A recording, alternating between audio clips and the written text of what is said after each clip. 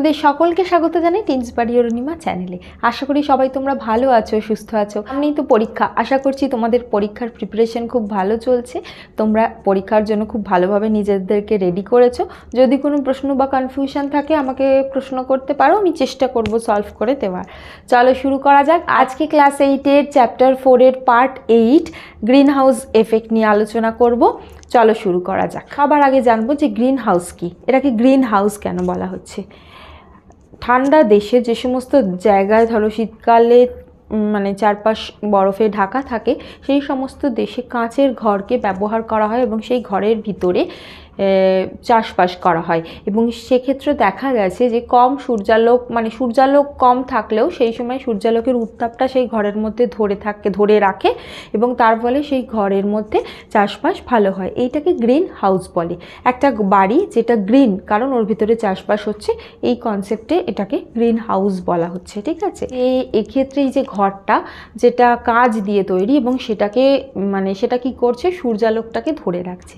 এবার সূর্য থেকে যে আলো পাচ্ছি সেই আলোর যদি তরঙ্গ দৈর্ঘ্য, আলোর স্পেকট্রামটাকে দেখি, সেটার কতগুলো ভাগ আছে। চলো সেটা আমি ছোট করে বুঝিয়ে দিই। এই জিনিসটা মুখস্থ করবার দরকার নেই, এই জিনিসটা একটা কনসেপ্টটা বোঝা খুব জরুরি। সেটা বুঝে নিলে এই গ্রিন হাউস এফেক্টটা ক্লিয়ার হয়ে যাবে। এবং তোমরা জানোই যে এই গ্রিন হাউস এফেক্ট বারবার পড়তে হয়, সেই জিনিসটা কিন্তু হবে না। মানে তোমাদের কনসেপ্ট ক্লিয়ার হয়ে থাকবে, যে কোনো প্রশ্ন উত্তর দিতে পারবে।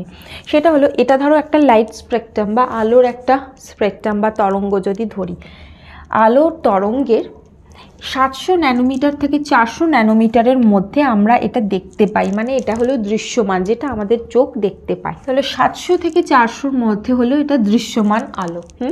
ঠিক আছে, এই দৃশ্যমান আলোর মধ্যেও কি মানে যদি রশ্মি বা রং অনুযায়ী দেখি তাহলে হবে কি, বে, নি, আ, স, হ, কলা, এরকম এতগুলো ব্যান্ড পাওয়া যায়। মানে বেগুনি, নীল, আকাশি, সবুজ, হলুদ, কমলা, লাল, এইভাবে। ঠিক আছে, রেঞ্জের মধ্যে এটা হলো দৃশ্যমান। ঠিক আছে, আর এদিকে 700-র বেশি হলে সেটা হলো ইনফ্রারেড। 700 ন্যানোমিটারের বেশি হলে সেটা হলো ইনফ্রারেড। আর এদিকে 400-রও কম হলে সেটা হলো আলট্রা ভায়োলেট। ঠিক আছে, যেটা আমরা বলি আলট্রা ভায়োলেট রে সূর্যের, সেটা হলো ওই 400 ন্যানোমিটারেরও কম তার তরঙ্গ দৈর্ঘ্যগুলো। আর এদিকে যদি দেখি ইনফ্রারেড সেটা 700 ন্যানোমিটারেরও বেশি। আর ইনফ্রারেডের পরে এদিকেও যদি দেখি সেটা হলো মাইক্রো, রেডিও, এইরকম আরও মানে রশ্মিগুলো আছে। ঠিক আছে, আর এই আলট্রাভায়োলেটেরও পরে যদি দেখি তাহলে এদিকে হবে এক্স রে রশ্মি, গামা রশ্মি, এরকমভাবে আসতে থাকবে। বোঝাতে পারলাম? এটা জাস্ট একটা কনসেপ্ট। তাহলে আমরা খালি চোখে এই অংশটা দেখতে পাচ্ছি। এটার থেকে যেটা বেশি সেটা হলো ইনফ্রারেড, এটার থেকে যেটা কম সেটা হলো আলট্রাভায়োলেট। তাহলে এখন আলোচনা করব এই ইনফ্রারেড অংশটাকে নিয়ে। আচ্ছা, এখানে বলে রাখি, এই যে মাইক্রোওয়েভে যে রশ্মি ব্যবহার করা হয় খাদ্য গরম করতে, সেগুলো ইনফ্রারেড, মাইক্রোওয়েভ এই সমস্ত দিকের পরে। ঠিক আছে, এবার আসি এই যে সূর্য থেকে যে রশ্মি পাওয়া যাচ্ছে, সেই মানে সূর্য থেকে কিন্তু সমস্ত রশ্মিগুলোই পাচ্ছি, মানে এটা পুরো স্পেকট্রামটাই পাচ্ছি।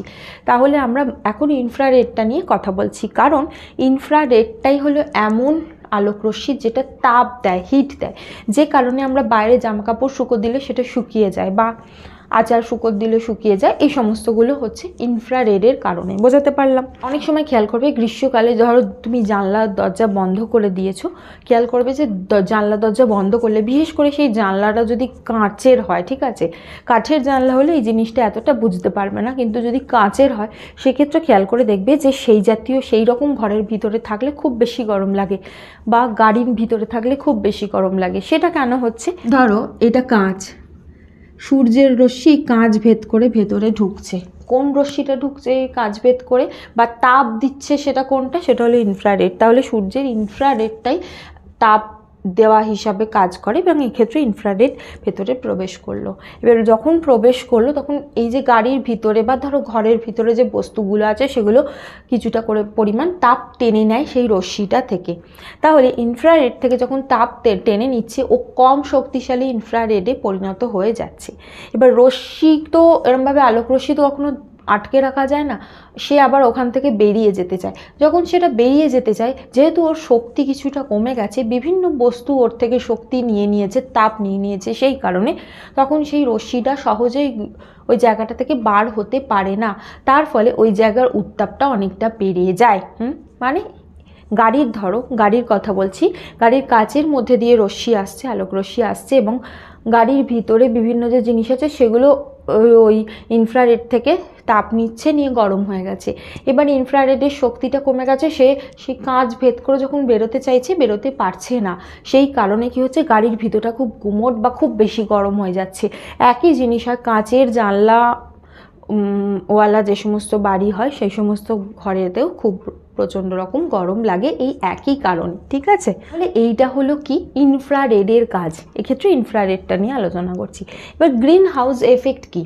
দেশে যে সমস্ত জায়গায় প্রচণ্ড বরফ পড়ে শীতকালে, সেই সমস্ত জায়গায় সবজি চাষের জন্য এরকম বড় বড় কাঁচের ঘর ব্যবহার করা হয়। সেক্ষেত্রেও সূর্যরশ্মি সেই কাঁচের ঘর ভেদ করে ঢুকছে, ইনফ্রারেড ঢুকছে, এবং তার ভিতরে যে মাটি আছে সেই সমস্ত মাটি ওই যে ইনফ্রারেড থেকে শক্তি গ্রহণ করে নিচ্ছে, ইনফ্রারেডটা শক্তি কমে যাচ্ছে, তার ফলে কম শক্তিশালী যে ইনফ্রারেড সেটা ওই কাচের ঘর ভেদ করে বেরোতে পারছে না, ফলে সেই কাচের ঘরের ভিতরে টেম্পারেচারটা মেনটেন হচ্ছে, তার ফলে সেখানে কিছু চাষবাস করা সম্ভব হচ্ছে। ক্লিয়ার?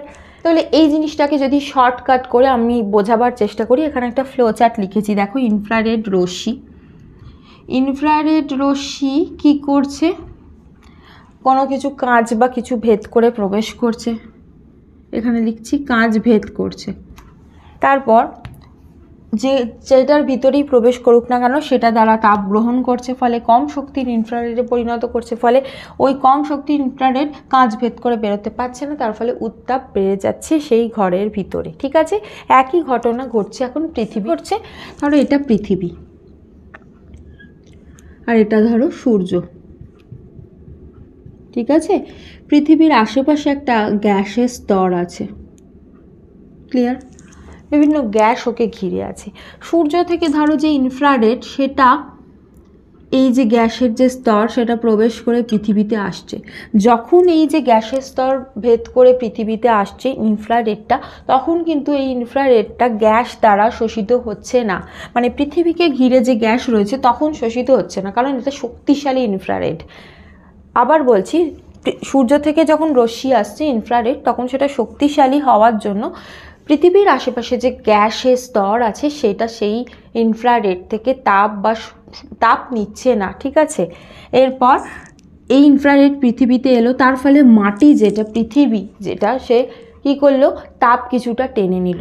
তাপ যেই কিছুটা টেনে নিল, এই ইনফ্রারেড যে রশ্মি সেটার কি হলো, যে শক্তি সেটা কমে গেল, তার ফলে ও কম শক্তিশালী ইনফ্রারেডে পরিণত হলো। ঠিক এইভাবে কম শক্তির ইনফ্রারেড কি হচ্ছে, ও যখন আবার এই যে পৃথিবী থেকে বেরিয়ে যেতে চেষ্টা করছে, তখন কি হচ্ছে, এই গ্যাসগুলো ভেদ করে বেরোতে পারছে না, এই গ্যাসগুলোই ওই শক্তির মানে ওই ইনফ্রারেডটাকে ধরে রেখেছে, তার ফলে এই যে পৃথিবীর তাপমাত্রা বেড়ে যাচ্ছে। এবার তুমি বলতে পারো এই গ্যাসের গ্যাসগুলো কোনগুলো, যে গ্যাসগুলো এই যে ইনফ্রারেড কম শক্তিশালী ইনফ্রারেডকে বেরোতে দিচ্ছে না।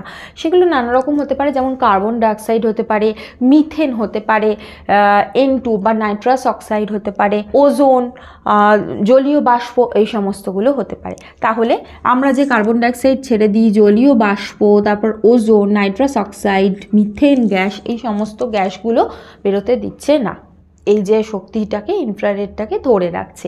এবার বলি যে আমরা যে মানে ধরো যে প্রশ্বাস নিই সেটা হলো অক্সিজেন, সেটা কিন্তু এই গ্রিন হাউস গ্যাসেদের মধ্যে পড়ে না। ঠিক আছে, বা নাইট্রোজেন গ্যাস সেগুলো এগুলোর ভিতরে পড়ে না, কিন্তু এইগুলো হলো এই যে গ্রিন হাউস গ্যাস।